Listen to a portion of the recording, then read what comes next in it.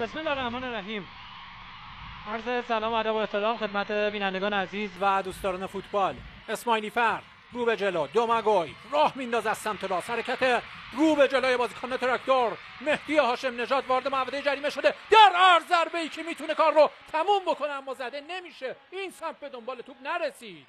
اولین فرصت جدی رو بازیکن تراکتور از دست دادن. سدلار با پاسای کوتاه از سمت چپ میبرن به سمت راست. حالا پاس بلند برای دوماگوی، میتونه تک به تک بشه. دوماگوی ضربه رو میزنه و گل! گل اول برای تراکتور به همین راحتی. دوماگوی دروژدک، مهاجم کروات تراکتور، حساب کار رو 1-0 میکنه. اولین بازیکنی که بهش تبریک میگه هموطنش یعنی تیبور هلیلوویچ هست. ساده ترین ضربه ممکن به توپ به این شکل دروازه رو باز کرد. نیازی به حرکت اضافی نبود، همین ضربه کار رو تموم کرد.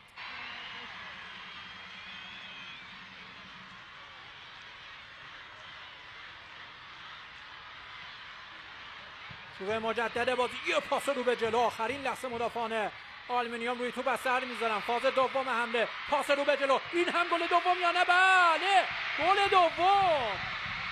گل دوم برای تراکتور، همون بازیکنی که گل اول رو زد. دوماگوی دروژدک خودش و تیمش رو 2 گله میکنه. ضد حمله عالی از بازیکنان تراکتور، پاس گل فوق‌العاده مهدی ترابی و در 2 مرحله با این ضربه دوماگوی فاصله رو بیشتر میکنه. دقیقه 20 بازی گل دوم به ثمر میرسه. هر 10 دقیقه یه گل زده تراکتور در این میدان.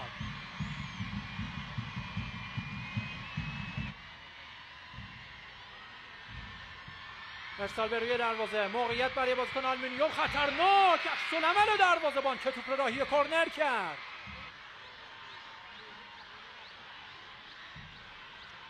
از روی بسته این ضربه زده شد و یوهانسون، تیبور هلیلوویچ،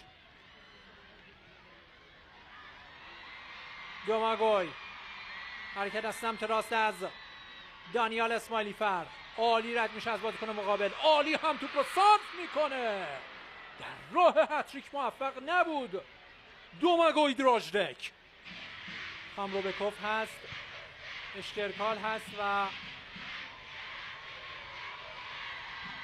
رگیلوشکیا روی نیمکت هستند. حرکت از بازیکن تراکتور، یه فرصت برای گل سوم و گل سوم هم به ثمر میرسه. هتریک میکنه دوماگوی دروژدک. اول موفق نبود که هتریکش رو تکمیل بکنه، اما این بار این اتفاق افتاد. خط و نشون میکشه به مهاجمان لیگ برای رقابت آقای گلی. یه ضربه بغل پای ساده مقابل دروازه خالی آلومینیوم، موفق میشه دروازه این تیم رو باز بکنه. یاری بالا، جاگیری عالی و نگذریم از پاس دیدنی هاشم نژاد. سانتر بلند به روی دروازه، یه ضربه سر و این هم گل اول آلومینیوم. در لحظات پایانی نیمه اول موفق میشن یکی از گل‌ها رو جبران بکنن.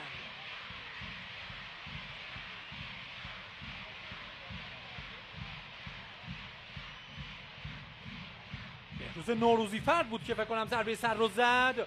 خیلی هم خوب این کار رو انجام داد، بالاتر از مدافعان تراکتور. به این شکل ضربه سر دیدنی آلومینیوم و مدافع این تیم، باز شدن دروازه یوهانسون. بهروز نوروزی فرد زننده گل این تیم. حساب کار 3-1 میشه. نیمه اول فوق‌العاده جذاب و دیدنی رو شاهد بودیم. بازم سانت به روی دروازه، یه ضربه سر دیگه خطرناک از کنار دروازه، ضربه نوری به بیرون رفت.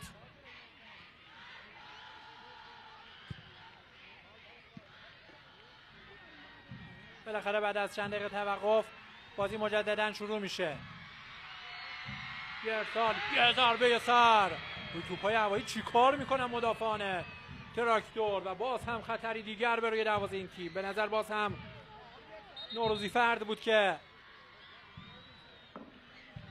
ضربه سرش رو زده بود. این ضربه سری که با کمترین اختلاف ممکن از کنار دروازه به بیرون رفت. داخل محوطه جریمه ارسال انجام میشه. این بار ضربه اول رو مدافعان میزنن. همچنان بازیکن آلومینیوم یک کنترل نامناسب ضد حمله برای تراکتور به سمت دروازه حریف.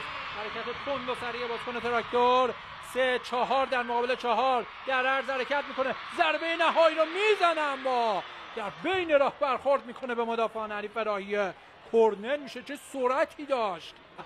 تعارف او با هالیلوویچ باعث میشه توپ به بازیکن آلومینیوم برسه.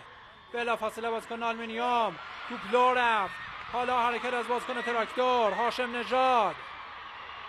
5 بازیکن در فاز هجومی میتونه ضربه آخر رو بزنه. ضربه زده میشه و خلیفه توپ رو عالی گرفت. نگه میداره آلومینیوم رو در بازی. ارسال برمیگردونن توپ رو. بازم هاشم نژاد عالی داره کار میکنه. از سمت چپ توپ رو برمیداره حرکت میکنه. 3 در مقابل 3 پاس رو به جلو. این ضربه و گل 4 گل 4 هم به ثمر میرسه و رگیلوشکیا حساب کار رو 4-1 میکنه. باش به گلزنی باز میشه در تراکتور.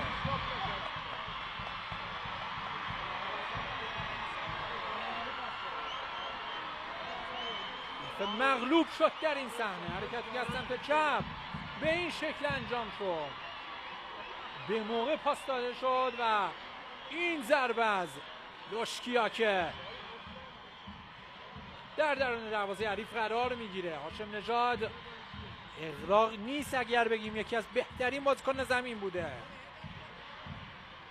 علیرغم هتریک کردن دوماگوی هاشم نژاد دست کمی از او نداشته در این دیدار. عنصر اول ضد حملات تراکتور بوده در مخصوصا نیمه دوم.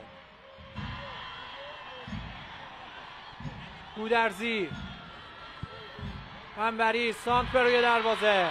فرصت برای آلومینیوم. مرزبان یه ضربه نمایشی و دستان دروازه‌بان یوهانسون.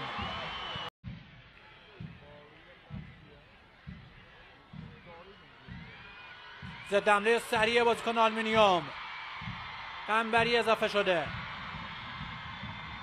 گودرزی در سمت چپ. دوباره خود قنبری.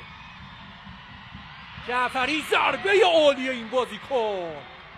با اختلافی کم از کنار دروازه توپ بیرون رفت. رحمان جعفری. خمروبکوف. لوشکیا. شجاع به دنبال توپ.